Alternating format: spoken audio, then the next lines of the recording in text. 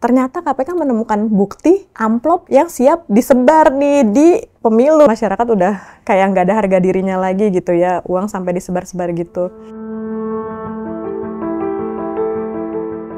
Halo, saya Duti Rahmatiasi, saya analis pemberantasan tindak pidana korupsi di Direktorat Sosialisasi dan Kampanye Anti Korupsi, Komisi Pemberantasan Korupsi. Jadi serangan fajar itu adalah sebuah bentuk pemberian. Tujuannya adalah untuk mempengaruhi seseorang memilih calon tertentu dalam proses pemilu atau pilkada, atau juga untuk tidak memilih orang tertentu gitu. Jadi dilakukan pemberian itu, dan ini adalah sebuah bentuk tindak pidana.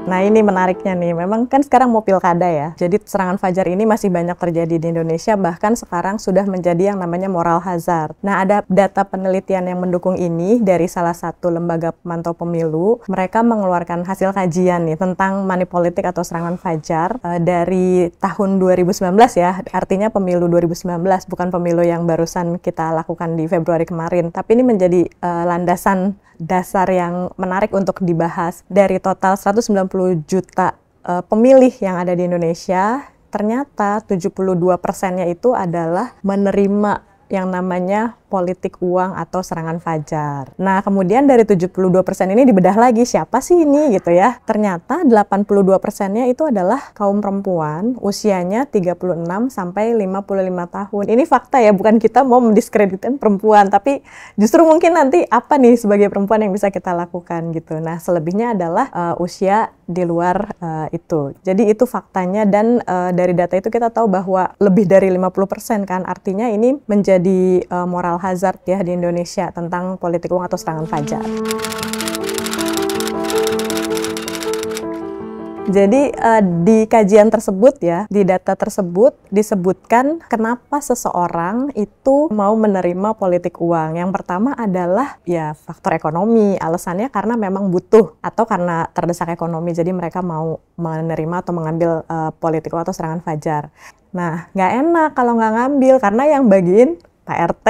Ya. Jadi kalau misalnya nggak ngambil, nanti ngurus layanan publik yang lain dipersulit atau gimana. Jadi ada ketakutan-ketakutan itu. Nah, kemudian yang ketiga, dari data itu mereka nggak takut ngambil itu, dan walaupun ini tindak pidana, karena mereka nggak lihat ada yang ditindak secara tegas gitu. Jadi hukumannya kurang dirasakan, sehingga menurut mereka ya nyaman-nyaman aja kok ngambil serangan fajar. Nah, yang keempat memang kurang terliterasi bahwa serangan fajar ini adalah bentuk sebuah tindak pidana yang memang diatur ya di Undang-Undang Pemilu, itu ada di pasal 523 bahwa serangan fajar atau politik uang ini adalah sebuah tindak pidana gitu.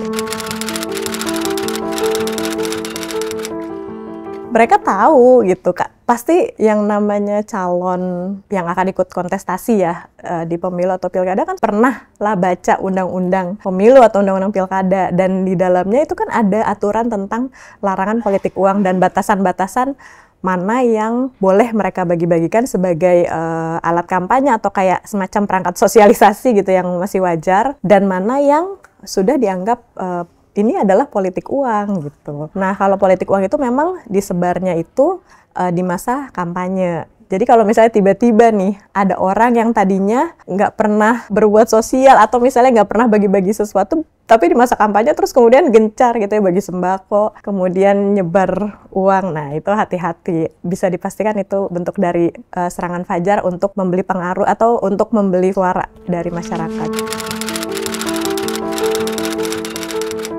Mungkin kalau kita lihat secara umum gitu, kayaknya jauh banget sama korupsi ini. Tapi kalau kita bedah yang kasusnya ditangani juga oleh KPK, kalau misalnya ditelaah, ternyata salah satu faktor pendorong pejabat negara melakukan korupsi dan pada akhirnya ditangkap oleh KPK waktu itu, kita tahu ya ada kasus jual beli jabatan yang dilakukan oleh kepala daerah. Setelah ditelusuri, ternyata motifnya atau modusnya adalah untuk mengembalikan dana kampanye. Bahkan ada kasus korupsi yang ditangani oleh KPK juga ternyata KPK menemukan bukti amplop yang siap disebar nih di pemilu gitu kan. Berarti memang ada dorongan seseorang itu melakukan korupsi, ya modusnya adalah untuk mengembalikan dana kampanye yang sudah mereka gunakan gitu. Jadi kalau dibilang ada kaitannya secara langsung, mungkin secara langsung tidak terlalu dirasakan oleh masyarakat ya, tapi masyarakat itu bisa merasakan ketika nanti pejabat atau kepala daerah yang mereka bagi-bagi uang di kampanye terpilih di masa jabatan itu ternyata mereka melakukan korupsi untuk mengembalikan dana kampanye yang dirugikan tentunya masyarakat lagi gitu ya. Harusnya masyarakat mendapatkan akses untuk kesejahteraan di layanan publik, atau misalnya banyak pembangunan di daerah itu, tapi karena terjadi korupsi ya yang dirugikan masyarakat lagi. Mungkin itu kaitannya gitu. Kenapa kita nggak boleh abai juga terhadap politik uang atau serangan fajar ini.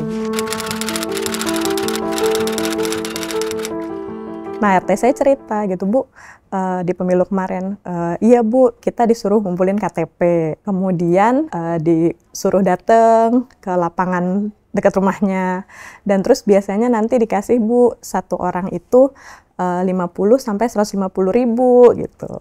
Nah, kebetulan saya kerja kan, jadi saya nggak punya waktu untuk ikut, dan alhamdulillahnya saya jadi nggak ikut-ikut, tapi keluarga saya ada yang ikut-ikut gitu. Terus Mbak gimana gitu? Saya kan udah ngasih tahu dia gitu, edukasi dia. Ya gimana ya Bu ya, karena butuh, nah gitu kan. Tapi Mbak saya enggak sih, karena dia kerja gitu tadi. Pernah dapat cerita juga dari salah satu anggota dewan yang ikut kontestasi, dan beliau cukup senior, dan beliau pakai modal sosial gitu ya di dapilnya. Beliau cerita gitu, wah kacau banget Mbak, pemilu kemarin ini luar biasa fenomena politik uangnya, karena beberapa teman saya yang selama ini selalu terpilih dan pakai modal sosial di dapilnya masing-masing, benar-benar ada yang di pemilu kemarin nggak kebagian terpilih gitu.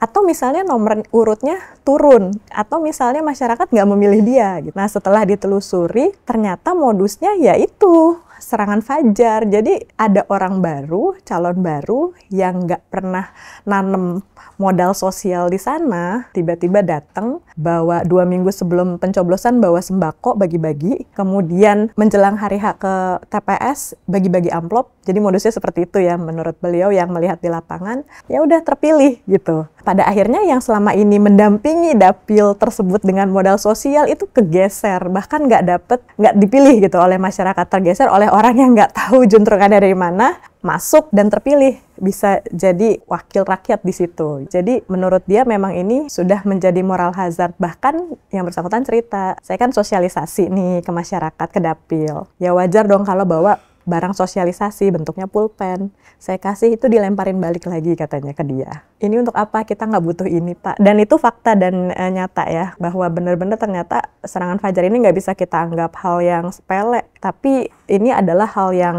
ya harus kita berantas ya di Indonesia atau kita kurangi. Jujur ini pasti kerja berat ya, karena sudah menjadi kebiasaan, terus bahkan udah dibilang sebagai moral hazard. Jadi kayaknya ada juga kan kita lihat di berita tuh di satu daerah pasang spanduk, masyarakat di sini siap menerima serangan fajar, kan itu gila banget gitu, udah separah itu ya. Tapi memang kita nggak bisa terus ya udah cuekin aja, diam. Bahkan lucunya di beberapa bulan kemarin ya saya baca pemberitaan tuh di media bahwa ya udah serangan fajar dilegalin aja gitu. Pada akhirnya itu menjadi wacana dan pro dan kontra, dan untungnya DPR tidak menyetujui hal tersebut gitu, alhamdulillah gitu. Jadi serangan fajar nggak bisa dilegalkan juga. Ya harus meliterasi dan mengedukasi masyarakat. Pendekatannya mungkin secara hukum dulu ya, supaya masyarakat tahu bahwa ini adalah tindak pidana. Ada ancaman hukumannya loh buat penerima juga gitu, nggak cuma pemberi gitu ya. Kita juga melakukan di KPK selain kampanye lewat media massa bertema Hajar Serangan Fajar, kita menyebarkan pesan seluas-luasnya kepada masyarakat. Kita juga menggerakkan komunitas. Jadi kita undang dalam bentuk diskusi publik ya ke komunitas-komunitas simpul di daerah-daerah yang rawan serangan fajar. Kita edukasi, kita kasih kepada komunitas, kasih informasi bahwa ini loh problematika serangan fajar, dan ini bisa ada kaitannya dengan dorongan untuk seseorang untuk melakukan korupsi gitu, karena harus mengembalikan dana kampanye. Dan juga mungkin yang bisa dilakukan oleh Gen Z dan milenial adalah meliterasi atau mempengaruhi lingkungan terdekatnya, misalnya ibunya ya kan bisa ngasih tahu, mah nggak usah lah terima-terima kayak gitu, atau nggak usah lah terima-terima minyak goreng atau sembako yang dibagi-bagikan di masa kampanye. Sebagai Gen Z dan milenial, jangan diam ketika tahu ada fenomena politik uang di sekitarnya. Jangan abai ketika tahu, walaupun tidak mengalami secara langsung, tapi tahu gitu di lingkungannya ada, atau justru melihat udah sebegitunya kan sampai uang disebar-sebar, masyarakat udah kayak nggak ada harga dirinya lagi gitu ya, uang sampai disebar-sebar gitu. Jangan mendiamkan fenomena ini, tapi kalau melihat kita harus berani laporkan itu ke Bawaslu ya yang berkepentingan gitu. Yuk kawan aksi, kita sama-sama menghajar serangan fajar.